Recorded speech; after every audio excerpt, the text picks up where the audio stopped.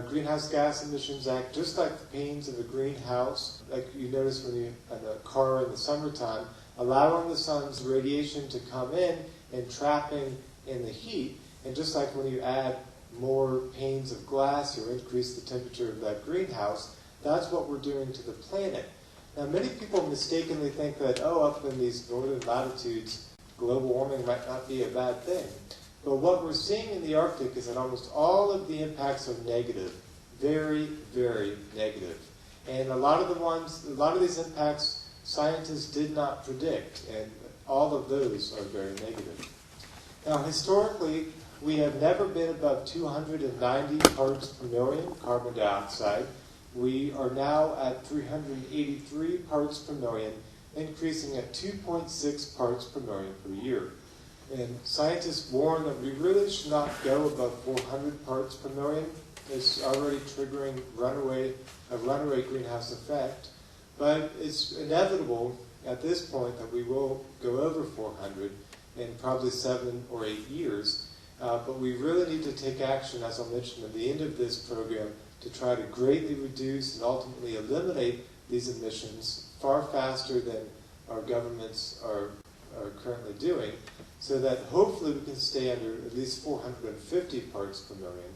Currently, a lot of folks in the United Nations and World Bank are saying that we should stay under 550 parts per million, but that would be quite a disaster if we reach those levels, and we really need to take much greater action to stay at least below 450 parts per million, which itself would be a very tremendous challenge. Now, very simple science: as we add greenhouse gases to the atmosphere, we increase the temperature. The only ones that are really debating this are the fossil fuel industries, which have entrenched interests. The scientists are quite unanimous that this is occurring, that the temperatures are going up, and it is very clearly that it is our burning of fossil fuels that is to blame. Now, these are the differences in Fahrenheit temperature in just the last decade. On average, temperatures have increased in the Arctic by 3 to 4 degrees centigrade in just the last 20 years.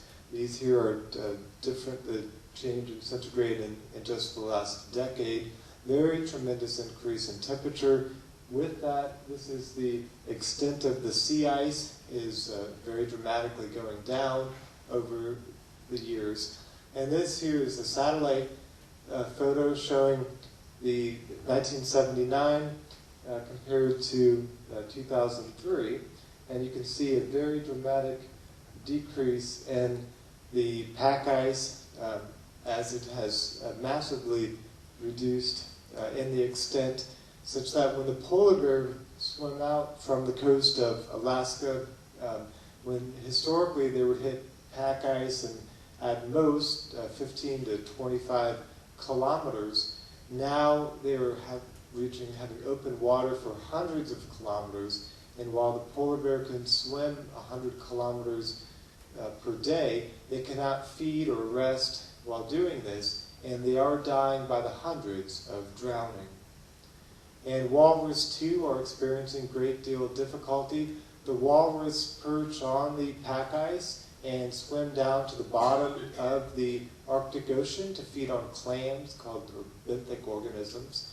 But as the pack ice retreats, the walrus are having to go farther and farther out into the Arctic Ocean and having to swim deeper and deeper to get clams. And also, as the pack ice retreats, the phytoplankton goes with it, meaning there are less clams for the walrus to feed on. And the walrus are fighting amongst themselves much more than they used to over the thinning ice, smaller areas that they have to rest. In addition, they're having to go farther and farther between their breeding grounds and the rocky shores of the Bering Strait to their feeding grounds out in the Arctic Ocean.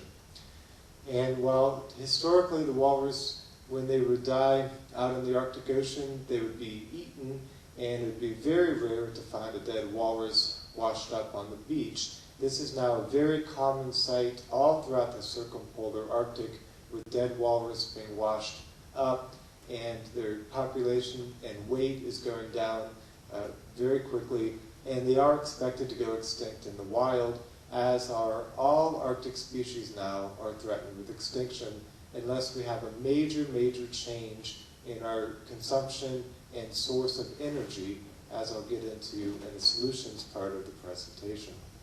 The black guillemots live on the rocky shorelines of the Arctic coastline, and they fly out to the edge of the pack ice, because that's where the food is, and to feed on the fish, and they'll fly back to the shoreline to regurgitate their fish to feed their young.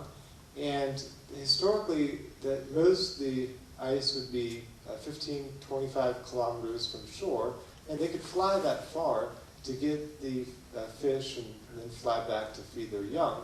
But they cannot fly hundreds of kilometers, and their population is going down in areas where the ice has retreated, and they too are expected to go extinct in the wild.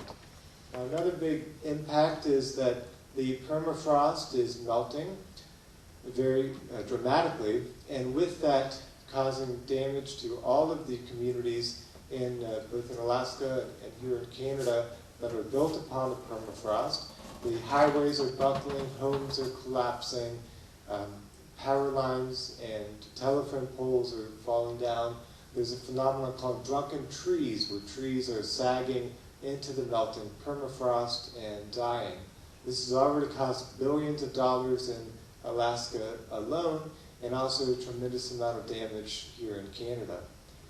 And a phenomenon that has recently been seen in the Arctic just in the last decade is where there were formerly cavities of water, ice, under the permafrost and under the tundra, and you normally would never have known that there was ice under there unless you did a borehole test, because it was just flat, continuous tundra.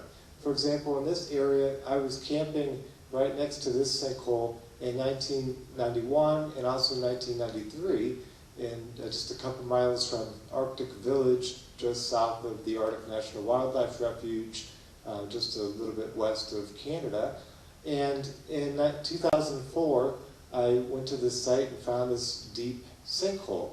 These are areas, and I've seen dozens of them around the Arctic areas, where the ice that was there is melted and it has collapsed 30, sometimes 40 feet deep, and forming a very quicksand-like substance when it melts. And a lot of animals and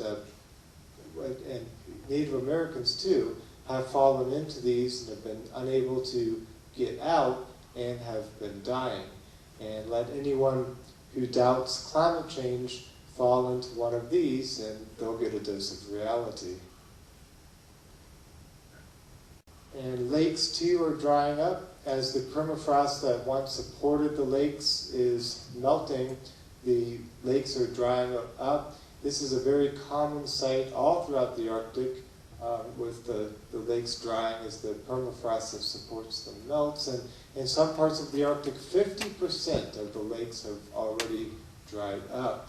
With that goes the habitat of tens of millions of ducks that fly up to breed in these lakes, and also the fish that feed the native peoples. And also this shows the dramatic decline in glacier mass globally, and as these glaciers melt on land, they flow into the oceans, raising sea levels. Now, this is the decrease in glaciers in Glacier National Park in Montana, where there was 150 glaciers in the 1850. It was down to about 100 glaciers in 1900. It was down to 33 glaciers 7 years ago. We're now at 25 glaciers. It is expected to be the glacier-less park as early as 2030.